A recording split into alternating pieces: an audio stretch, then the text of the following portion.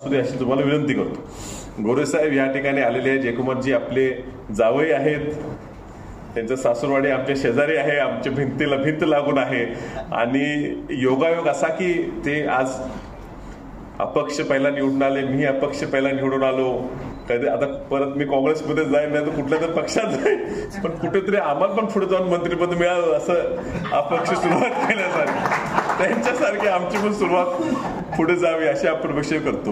आणि त्यांनी पक्षविरहित म्हणजे त्यांचा प्रवास राजकीय हा परिस्थितीनुसार असतो। शेवटी मतदारसंघाची कामं व्हावी लागतात, आपला भाग जिल्हा पुढे न्यायचा असतो, त्या धोरणाप्रमाणे जावं लागते। पण त्यांनी पक्ष पलीकडे जाऊन नाती जपलेली आहेत, आपल्या जिल्ह्यात आज जपलेली आहेत। म्हणजे प्रत्येक जिल्ह्याच्या अगदी ग्रामपंचायतीचा एका सदस्य सुद्धा जो त्यांच्याबरोबर 5-25 वर्ष आपण कुठेतरी संबंधित आला असेल, त्याला सुद्धा आज असं वाटते की माझा भाऊ आज ह्या ठिकाणी कॅबिनेट मंत्री झाला।